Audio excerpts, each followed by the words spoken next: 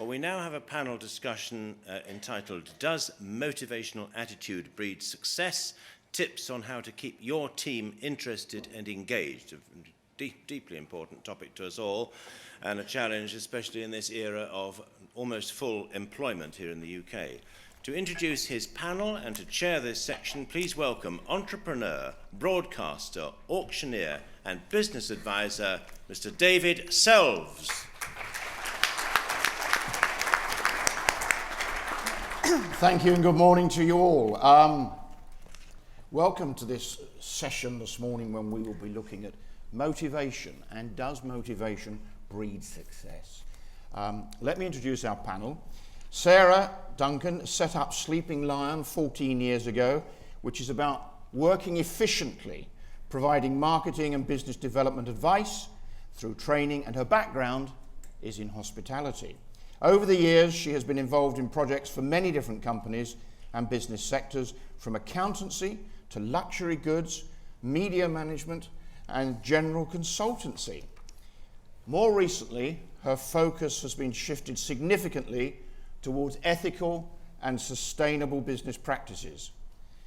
In her new book, which will be available on her stand outside, The Ethical Business Book, she covers 50 ways to help protect people, the planet, and profits. A lion sleeps for 18 hours a day and yet is still the undisputed king of the jungle. It is the master of minimal effort, maximum return. This is at the heart of the Sleeping Lion, keeping things simple but having a big impact. Our second panelist this morning is Adam Rowledge, who is a hospitality leader, speaker, consultant specializing in company culture and the employee experience. Managing Director of Ravage Associates, a consultancy and training business that helps businesses to achieve operational excellence and commercial success by putting their people first. He is an award-winning business leader, having achieved notable success in the hospitality industry by taking a people and a culture-focused approach to build up fantastic teams, developing them and empowering them to reach their full potential. This led to various successes: Independent Hotelier of the Year 2018, Best Management and Strategy 2017, British Travel and Hospitality Hall of Fame Young Manager 2017. That's only 2 years ago.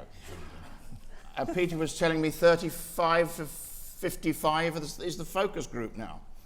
Our fourth panelist has been delayed, but Kathy Dybel is head of marketing at a publication you'll all know, caterer.com, the largest hospitality recruitment job website and still in print, I think, in the UK.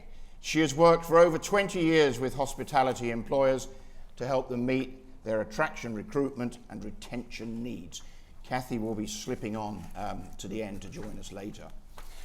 So let us start with a question, and the idea is that we want to involve all of you. Once I've caught your eye and acknowledged you, I will come back to you. So don't keep pestering, but we want you to join in. There are some people through there I can't see because of the lectern, so stand up and wave your hands about or something. We're going to start with a question to Adam. What key areas do hospitality companies need to focus on to improve their ability to find and retain talent? How do hospitality companies differ from other companies? So I think the first thing really is that hospitality companies don't differ to companies that I work with in other industries, but other industries tend to be a bit more forward thinking, a bit more proactive about what they're doing about it. In what way are they more proactive and forward thinking? They're actually doing something about it as a collective. So are you suggesting these guys aren't? Not these. This is the creme de la creme, obviously, of the hospitality industry. But I think we're all aware that there are some fantastic people in our industry and some fantastic businesses doing great things to find and develop and retain their people. And to a large extent, they're succeeding at it. But I think we all recognise that the hospitality industry has a challenge in terms of its brand image, and we collectively, as an entire industry, need to do better at these basics really in order to be able to improve that as a whole. And it really is the basics. So it's actually investing in significant amounts of leadership development rather than no development. It's about looking after the well-being of our people rather than working them to the bone. It's about having a good, strong employer brand and thinking about the way we attract our talent in the same way that we attract our customers and our guests. And do you agree with that? Yes? Yeah. Come in on that, Sarah. Looking after the people, creating leadership. I mean, how do you see that? I think leadership is incredibly important. I think employees need to have something to really get behind and to buy into. And I think that's what's often missing. I think you can have great leaders, but if there isn't a strong vision or a strong purpose around the business, then I think leadership alone can't do it. I think there has to be something to anchor it. And how do you anchor it? What would you use to anchor it? Well, for me, this leads into, there's a lot of talk at the moment about purpose-led businesses, which is great for me. For me, it's about people challenging and essentially redefining what success looks like in business. And that's not just healthy profit, but obviously, as you mentioned with my book, it's also about companies accepting that there's a need to be protecting the planet and also society. So a lot of businesses are now using this to build a purpose and an anchor point to culture. And that's what people are hopefully buying into. And I think if you can really embed that into a business and you can articulate it within the employees, then it not only acts as a great reason to join a company in the first place, but it gives people pride to work for that organisation. So pride is essential in everything we do. Do you agree with that? Are you proud of your businesses? Are your staff proud of you? Did they share that pride with you? I'm not getting a reaction. You see, I think it's, I think having that greater purpose, that thing that is more important than the products and services that you provide, I think that's what people take great pride in. And I think as a result of that, they'll probably hang around a bit longer. And Adam, you achieve great success by motivating people. Do you agree with this issue of pride? Yeah, I do. And to add to that point, I think it's all about the values, really. I think it's the sort of the anchor around that. And I think most of us probably, the companies we work for have values, and we probably know what some of them are for some people. But for a lot of businesses, they just sort of sit in a training manual somewhere or on a website, and they're not actually kept live within the business. Half the team don't even know what they are, let alone what the behaviours they're supposed to be sort of exhibiting to live up to those values. And it's really about making sure you've actually got the right values for your business, because I think we can all say things like integrity and respect and all but those what does sorts that of things, translate into? Integrity. What does it mean? What does it mean? Yeah. It means not being a Tory politician. Did you not know that? You might just take one word out. Tory, not being a politician. Yeah. But I think if we want people to demonstrate these behaviours, they need to know what it is that they're living up to, and they need to sort of actually buy into what that is, because every culture isn't for every person. Some people want to just be on the fast track to making lots of money and not really caring about the environment or people or any of those things, but some people do, and that's about finding the right And do you values think and that applies to staff as well as employers? You get staff who just want to turn up, take the money and go home? 100%. Yeah, absolutely. 100%. And how do you motivate them, Sarah?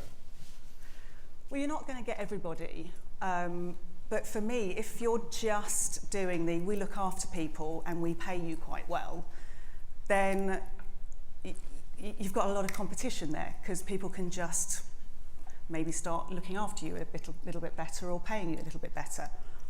But if you stand for something that's a little bit more meaningful, and this is tapping into a lot of the things I'm reading, which is saying that people want to work for businesses that stand for more than just making money.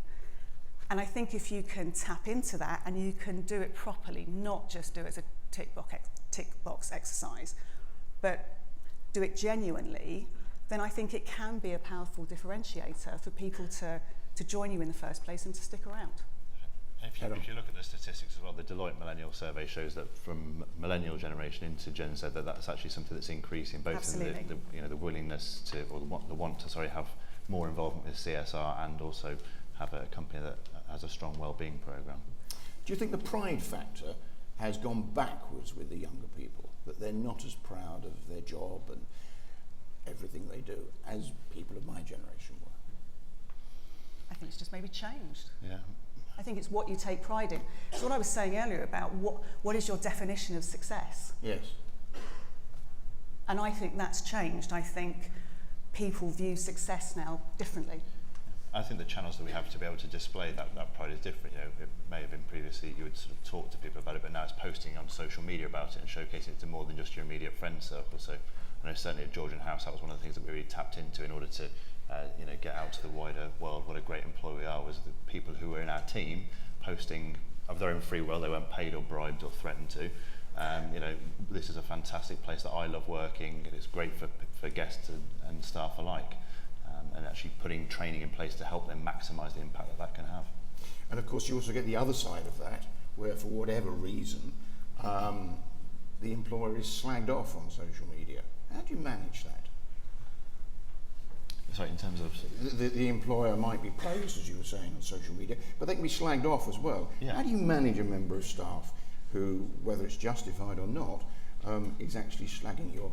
Well, the simple solution is be a better employer and not get slagged off. I think that's the reality is we all sort of think about TripAdvisor, Booking.com reviews, all of these kinds of things, and we just need to be as much focus on that as we are, for our team as we are for our guests, and by actually harnessing tools like Glassdoor, which if you go into it and look at most companies, it is just a list of people slagging it off, but actually it's a real opportunity to encourage positive reviews from your existing or previous employees in the same way that you would do for any person who's just checked out and had a fantastic stay, and then taking that review from Glassdoor and posting it on your social media, again, to maximise that impact. I think there's also the point there that I think if somebody posts something negative on social media and no one else is coming to your defence, i.e. other employees or other customers, then maybe you have got a problem. Because that's what social media does, is if it's a lone voice, it's not so powerful. And certainly if it's a whole bunch of employees saying, that's absolute nonsense, I work there, it's a great place, he's brilliant, then suddenly that cancels it out. Okay, do we want to come in on that? Anybody want to ask a question or contribute? Yes. I think there is a problem within the hospitality industry now where the larger hotels very often have a separate owner with a different vision, an asset manager with a different vision, a marketing consortia with a difficult vision, which makes it now difficult for a general manager to have a vision that he can take his staff on a journey. And I think the independent hotels are fine. If they look after their staff, the staff will look after their guests.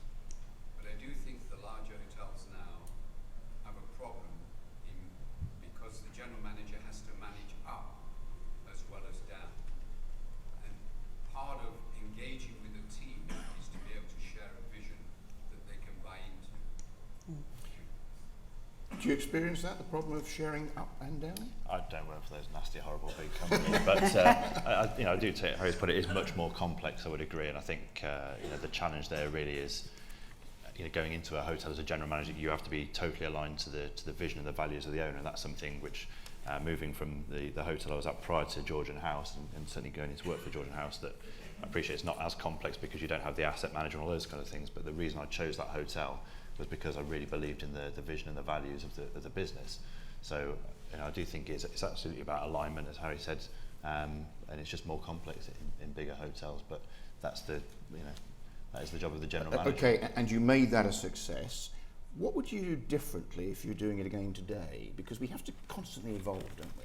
Definitely, and I think that was the thing, is really it did evolve over the course of this, nearly 4 years that I was there. If I was to do it again, I would do all of the things that I was doing at the end sooner and 10 times the pace that we were doing them.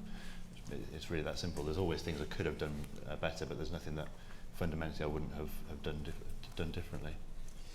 Let's come back to your book a minute, Sarah. You say that by 2025, 75% of the workforce will be millennials or Generation Z. How do businesses remain current and relevant to them? Following on what Adam said. Right, well, I think the first thing is we should all cut out this negative language, this snowflake stuff, because it's just not helpful. And, you know, I've been guilty of it myself. In what way have you been guilty of it? Well, I think in the past, when I came into the hospitality industry in the late 80s, it was a very different scene. And my experience as a young person in the industry was to essentially put my head down and get on with it. And I think that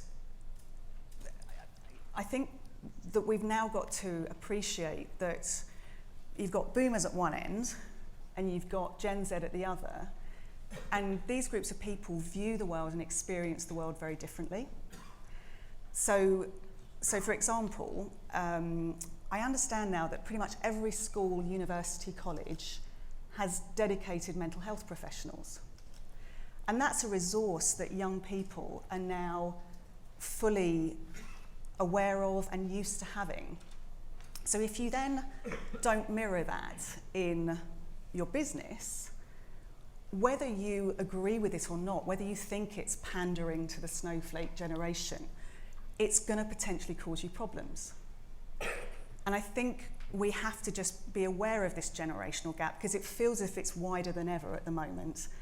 And the fact that by 2025, 75% of the workforce is going to be millennials or Gen Z, I think we have to think about the motivational elements of feedback, for example. An older person giving sensitive, constructive feedback to a Gen Z, that's going to need a little bit of work on language and maybe a bit more guidance. I mean, I think I read somewhere that only 11% of managers in the UK get any training in terms of managing stress in the workforce.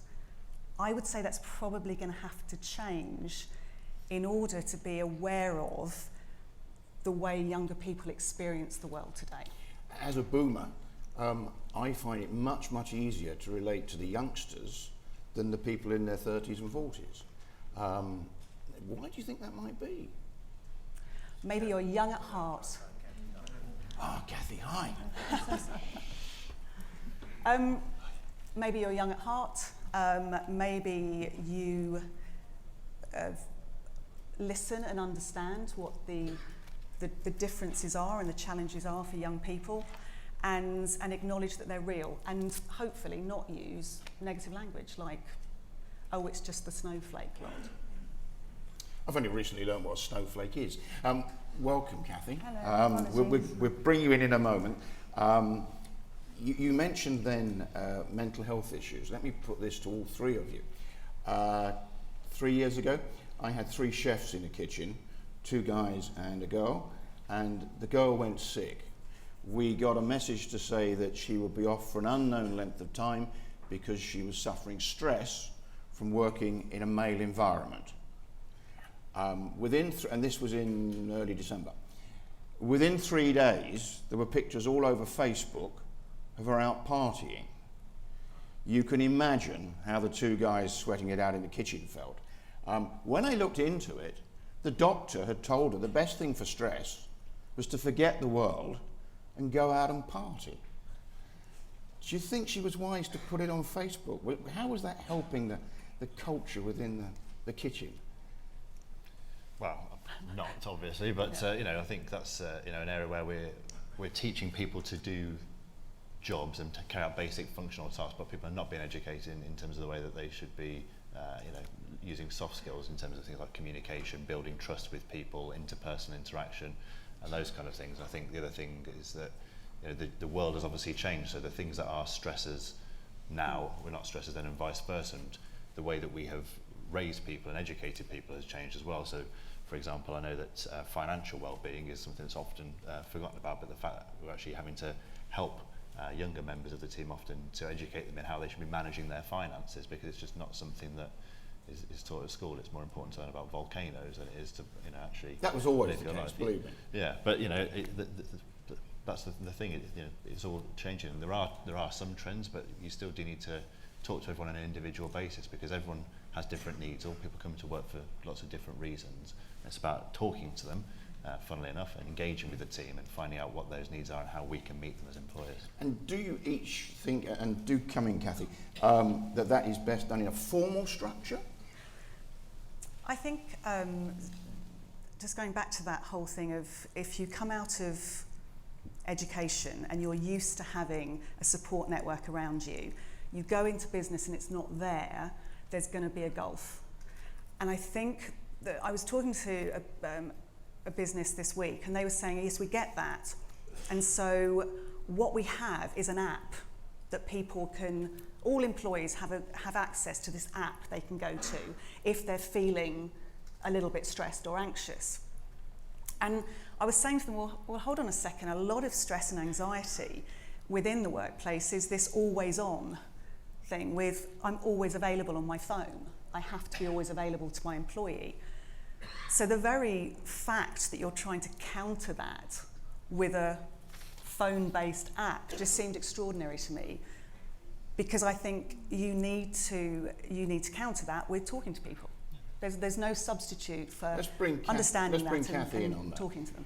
I suppose my view is that you should have multi-layer access for a diverse workforce. So it may well be that younger individuals in the team do not want as readily to speak face-to-face to people. I know my son's 15, and he, you know, even in McDonald's he'll prefer to use the touch screen than go up to the counter. I mean, it's horrific really, but you know, it's not something that people of that age are necessarily as used to. So if they want to use an app to connect when they come to work in the morning and they clock in, and that you can put in a greeting for them, that can be part of the culture.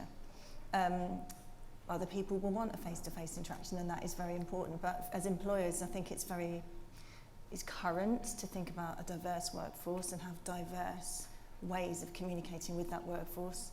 A culture is mixed, and it's not just one layer thing. But when I was growing up, you had something which was called the open door policy, and there were people I worked for who I gave more to because their door was open.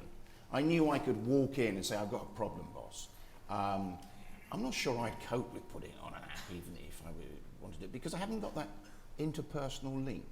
Do you think we're in danger of actually giving a poorer service to our customers by taking the personal touch and link out of the way we run our businesses? I think Kathy actually makes a good point there, that what works for you doesn't necessarily work for me, doesn't necessarily work for her son. And I think it's understanding those differences and having the appropriate resources available that suit different generations and different people's ways of wanting to interact with you as an employer. It's not just about the ways that they want to interact as well, it's about the ability to. So I know at Georgian House we wanted to implement a piece of technology as part of the internal communication strategy, but it was app-based and not everyone has a smartphone. So you have to think about how you can get that message out to everybody as well as in the way that they want to.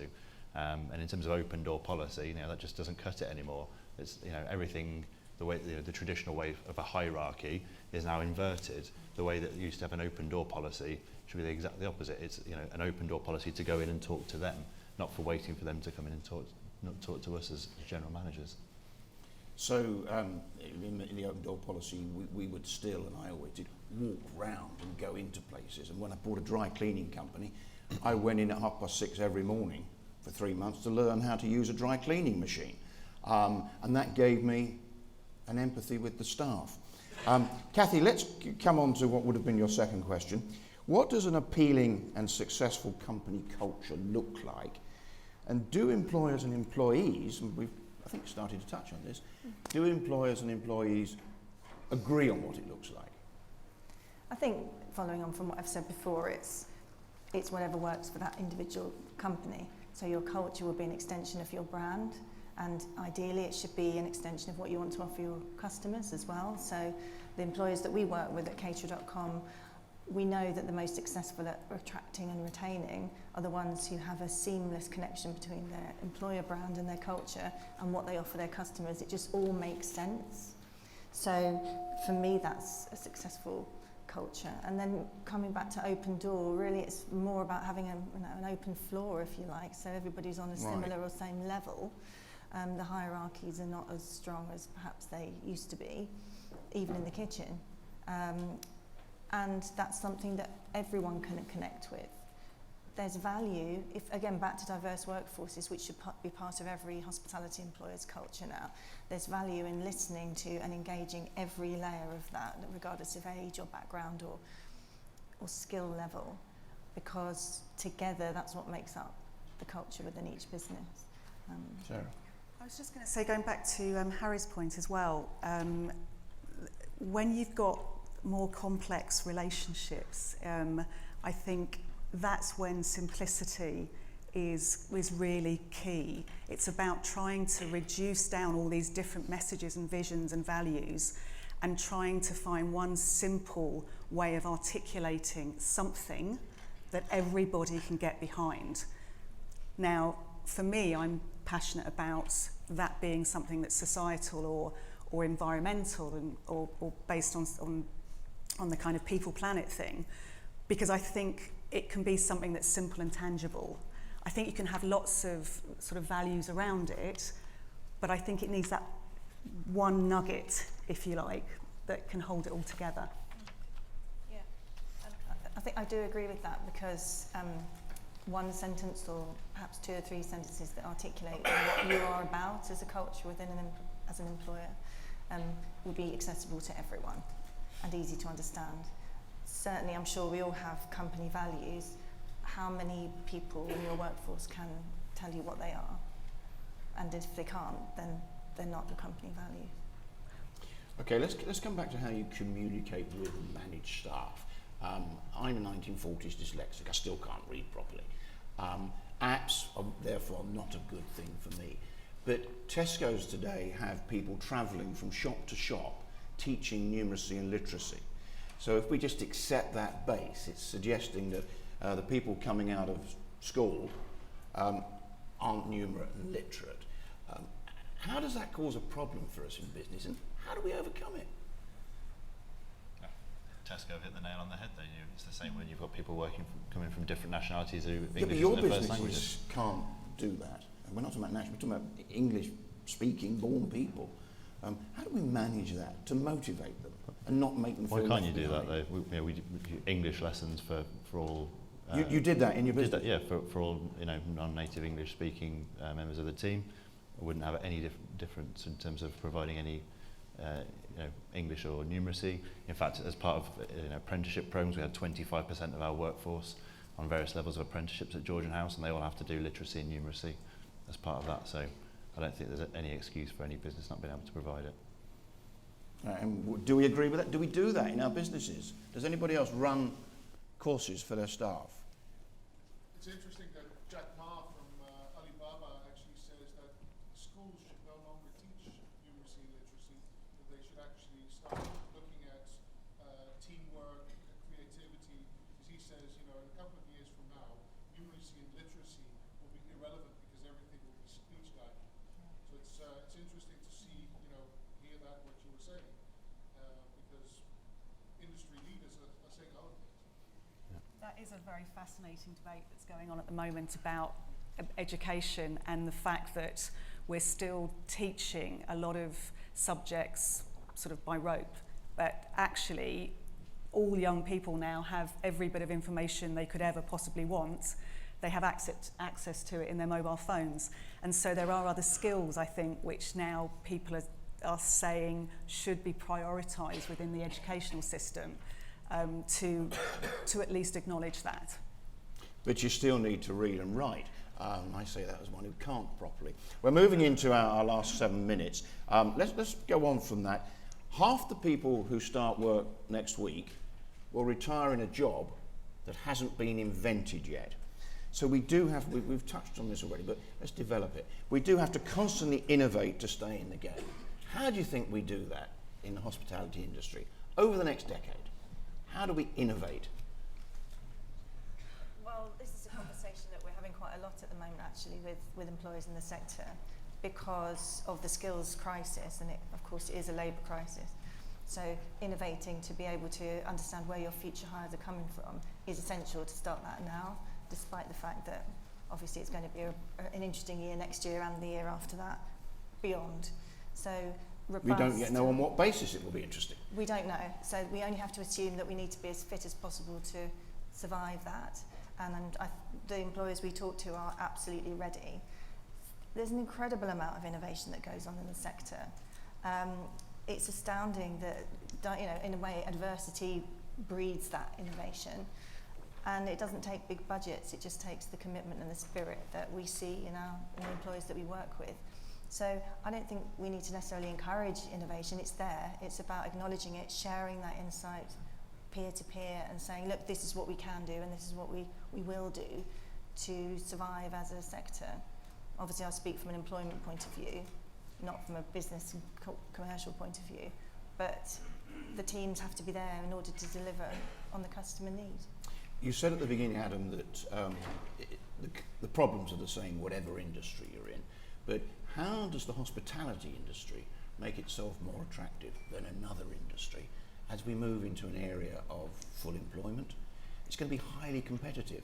How do you get people to work shifts, to work long hours, instead of working something between 32 and 38 hours a week, Monday to Friday, and partying all weekend? How do you sell that concept?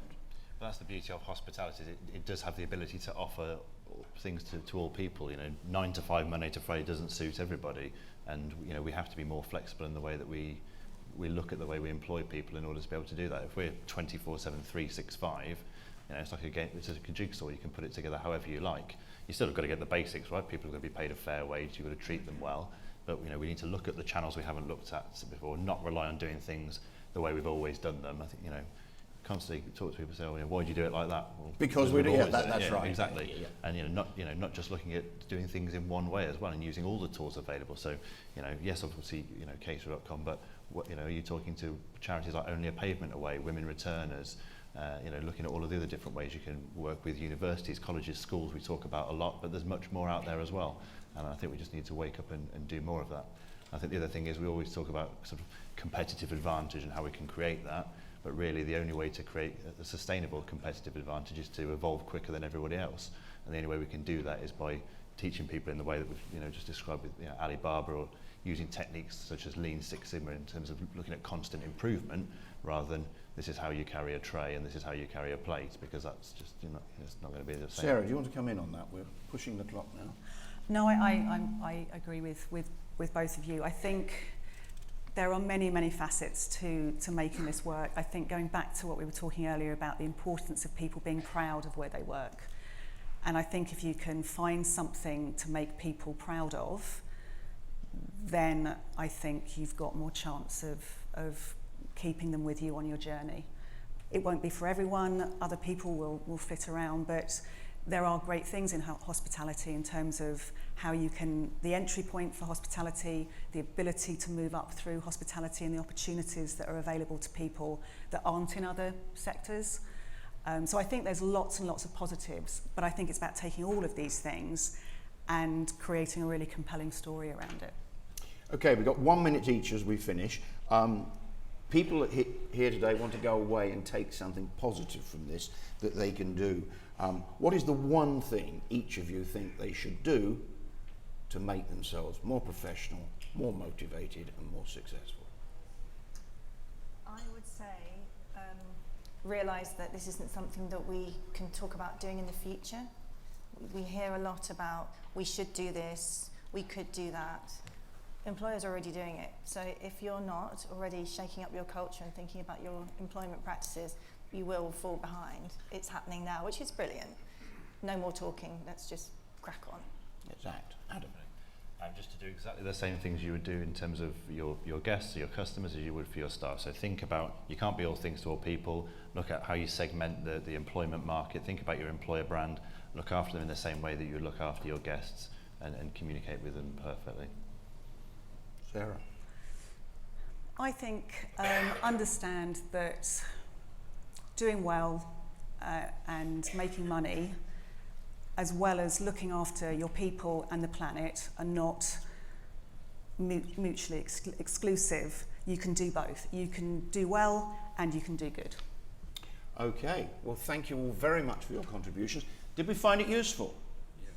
Yeah, great. Well, thank you for being a part of it, and for at least 2 of you answering questions from the floor. We greatly appreciate your involvement. Thank you for being on the panel today.